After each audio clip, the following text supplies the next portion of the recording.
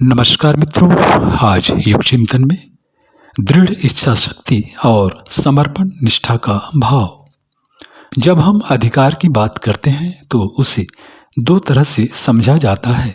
एक तो वह अधिकार जो हमारे ऊपर है, दूसरा वह जिसे परिस्थितिवश हम दूसरों पर या अपने जीवन के घटकों पर जमाते हैं। अधिकार वह है जिसे हमने देखा नहीं, पर उसकी आज्ञा का पालन हम ऐसे करते हैं मानो कि सारा संसार ही उस पर निर्भर हो। अधिकारी होना उपयुक्त है, पर किस लिए?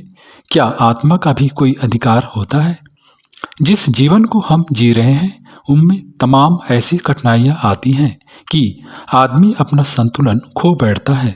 उसे पता ही नहीं चलता कि कब विषय वासनाएं उसके भीतर प्रवेश कर जाती हैं। उसका सारा का सारा जीवन अंधकार में एवं अज्ञान से ग्रस्त होने लगता है। ऐसा तब होता है जब या तो हमें पता ही नहीं करना क्या है, और यदि पता भी हो तो हम उस दिशा में बढ़ ही नहीं पाते।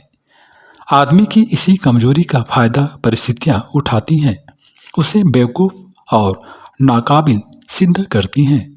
ऐसे में यदि हमें कुछ उपयुक्त करना है और अपने जीवन को श्रेष्ठ समुन्नत बनाना है तो पहले यह करना होगा कि अपना अधिकार आत्मा को देना होगा।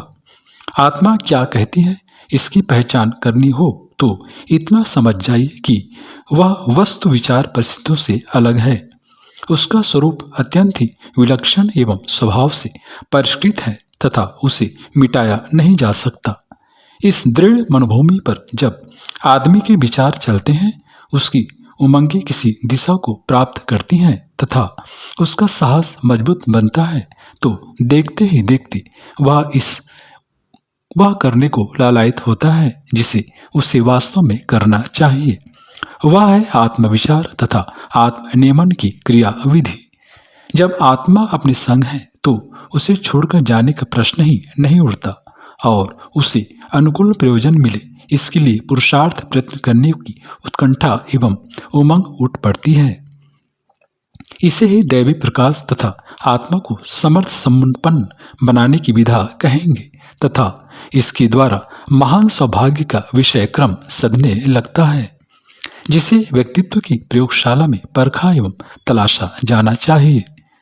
हमारे मन के विकार स्वतः ही तिरोहित हो जाते हैं यदि हमें आत्मा के प्रति ललक एवं उत्कृष्टता के लिए शर्तों भावेन समर्पित होने का पुरुषार्थ जग पड़े। इसे ही अपने जीवन पर वास्तविक अधिकार कहेंगे तथा यह प्राप्त होता है अपने मन के नियमन द्वारा तथा उसे जीवन के नव रूपांतरण में सहायक उत्कृष्ट क्रिया प्रणाली प्रदान कर, जिसे तभी पाया जा सकता है जब हम अपने कार्यों को सूचीबद्ध करें, उनमें महानता एवं अनुकंपा के गुण विकसाएं तथा एक उदात्त जीवन दृष्टि तथा उसे सुरक्षित करने का उपकार्यक्रम अपनाएं। मित्रों, इसके लिए चाहिए दृढ़ इच्छा शक्ति और समर्पण निष्ठा का भाव, जो हमें अपने कर्म के वास्तविक पहलू आत्मविचार और आत्मा के हितार्थ कार्य करने की दृढ़ प्रेरणा से जोड़ सकें। इसे ही व्यक्तित्व का अधिकार एवं जीवन की गुणवत्ता सुधारने का उपक्रम कहेंगे।